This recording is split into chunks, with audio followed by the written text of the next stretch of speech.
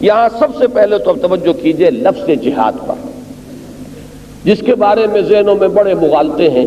پہلا مغالطہ ہمارے ذہن میں یہ بیٹھا ہوا ہے کہ جہاد کے معنی ہے جنگ۔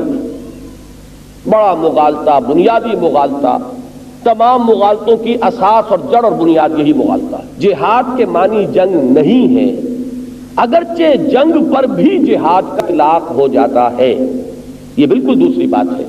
قتال یعنی جنگ یہ خاص ہے، اور جہاد یعنی جد و جہد اور کشمکش یا کشاکش یہ عام ہے۔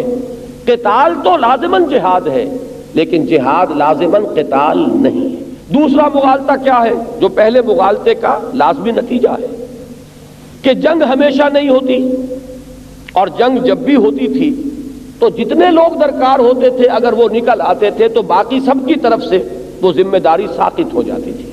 وہ گویا کہ کفایت کر رہے ہیں اس حکم کی حد تک، لہذا ہوتے ہوتے وہ تصور ذہن میں بنایا فرض کفایہ کا کہ جنگ جو ہے فرض کفایہ ہے۔ چنانچہ جب جہاد کے معنی جنگ ہو گئے تو ہمارے ذہن میں اس کا تصور فرض کفایہ کا ہو گیا۔ اور تیسری چیز جو سب سے زیادہ اس معاملے میں تکلیف دہ ہے، جو ہمارے ذہنوں میں بیٹھی ہوئی ہے، وہ یہ ہے کہ مسلمان کی جنگ ہر حالت میں جہاد ہے، جہاد فی سبیل اللہ ہے۔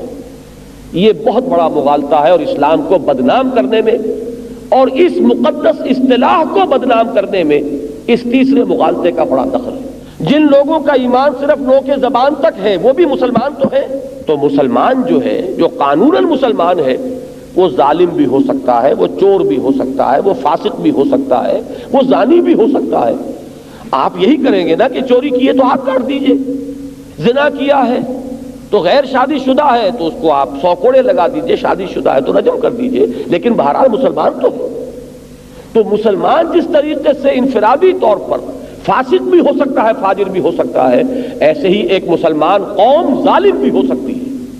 وہ صرف اپنے غلبے کے لیے دنیا میں جنگ کر سکتی ہے، وہ صرف اپنے اقتدار کے لیے خونریزی کر سکتی ہے، وہ اپنا امپیریلزم پروموٹ کرنے کے لیے خونریزی کر سکتی ہے۔